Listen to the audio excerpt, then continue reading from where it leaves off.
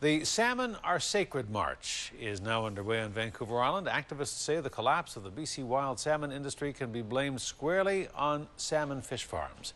They say the wild juvenile salmon stocks heading out to sea pick up so much lice and other parasites as they pass by the open pen farms that they die before they can even return as adults to spawn. The group is led by a renowned biologist who wants the government to force salmon farms into closed containment facilities. The march began in Port McNeill today, and A News reporter Gord Kurbis was there.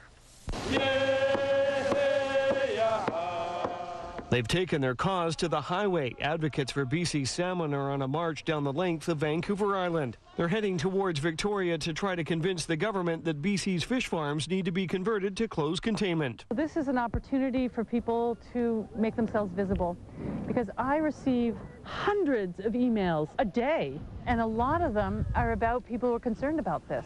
Biologist Alexandra Morton has fought against salmon farms for several years. She holds them responsible for how she says they affect wild salmon. She believes this two-week-long walk is a way for the average citizen to also show their concerns. I know all these people, and I know that they've been behind me a long time. I am very pleased to see this public display, but the interesting thing to me will be when we get down island.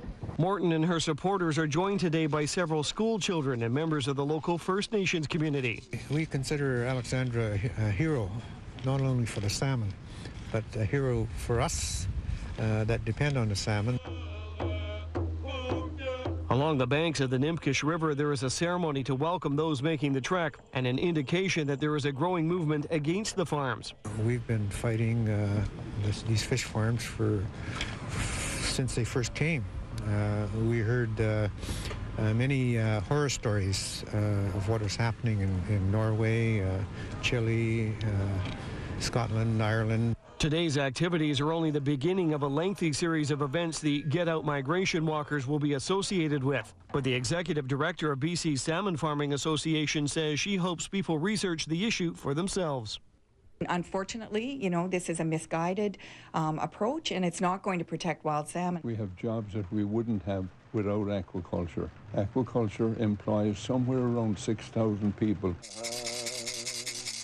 Back along the Nimkish, a special ceremony is held to ask the Creator to bless the river to ensure more salmon will return here. Marchers, though, are hoping that government intervention will also lend a hand.